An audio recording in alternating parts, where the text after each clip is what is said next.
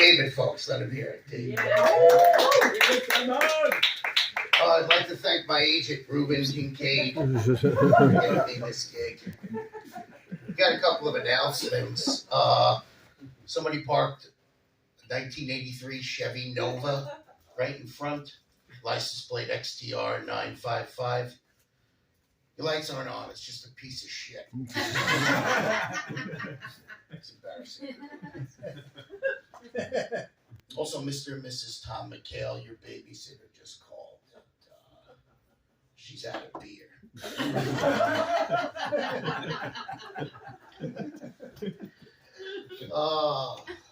Please, pardon me.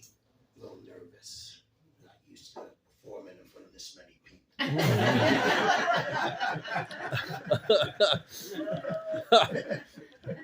But good news, this place is working on making the sound of the closing of the door louder. Got that going. Love the background. Yeah. It is Polish fireplace. So I was at my mother's house today because I live there.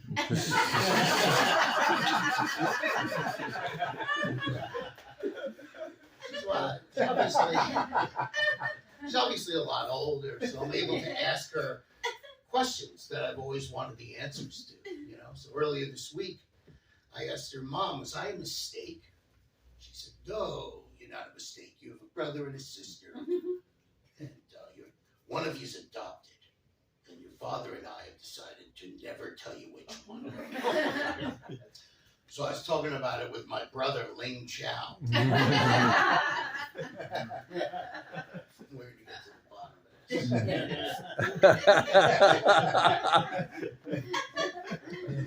So I'm from New York. I'm a big Yankee fan. Yeah, I love Major League Baseball. So last year, Michael and Andrew and I, we wanted to go to a Florida Marlins game. So I called up the stadium, and someone actually answered the phone. And I said, what time's the game start? And the guy said, what time can you get here? I said, if I got there early enough, I might be able to play.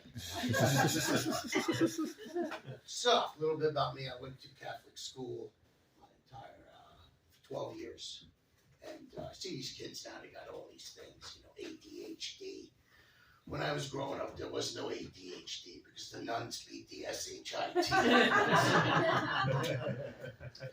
Growing up, I watched a lot of TV shows. The most unrealistic show I've ever seen is 8 is Enough. You remember that show? Yeah.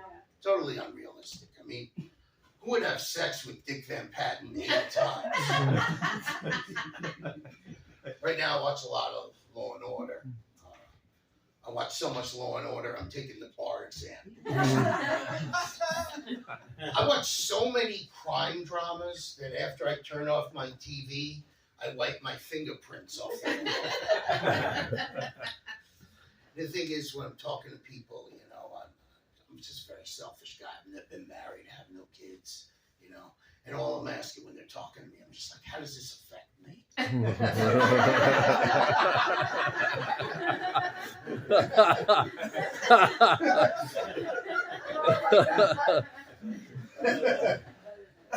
For once, can you change the subject so it could be about me?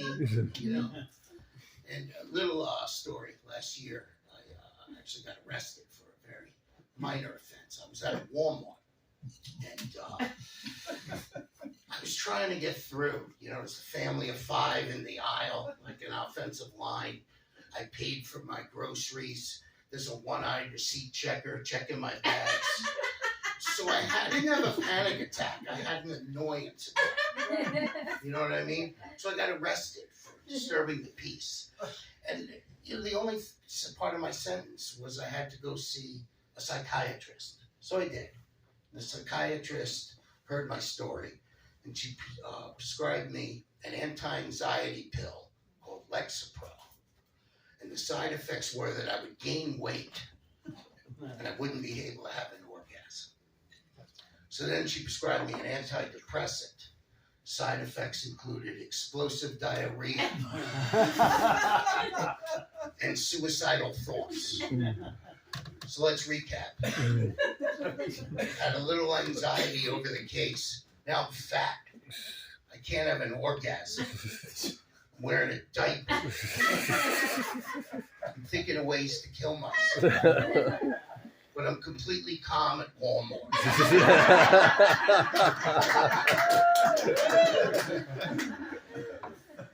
I mean, I watch a lot. I got a lot of free time. I got a lot of free time. Watch a lot of movies. I watch the same movies over and over again. You know, in the last 2 weeks, I've seen the movie Rocky 3 times, and there's a deleted scene from the movie Rocky where Mickey asks Rocky to be his trainer. You know, and he's like, you know, you got a shot at the greatest championship in the world, but you need yourself a manager. You ain't got no manager, kid. Rocky's like, how come you couldn't help me out 10 years ago? Huh? You want to know why I couldn't help you out 10 years ago, kid? Yeah. How come you couldn't help me out 10 years ago? Because I was the Penguin and Batman.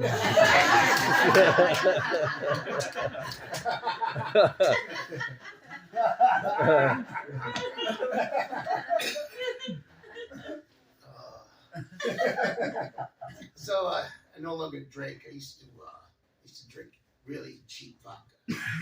In New York, it was called Georgie. Here it's called Skoal. Yeah, so I watch these television commercials, these vodka commercials with all these well-dressed people coming off private planes. You know, I should do a commercial for Skoal where I'm hanging outside the liquor store at 10 to 8, waiting for delivery. My hands are shaking. I'm riding a stolen bicycle. I'm like, Skoal, it stops the shakes. But finally, I want to say I went through a breakup recently, and my ex-girlfriend, you know, she was throwing some digs at me at the end, and the last thing she said to me, she said, I just want you to know that every time we had sex, I faked my orgasms. I was like, faking your orgasms? How does that affect me?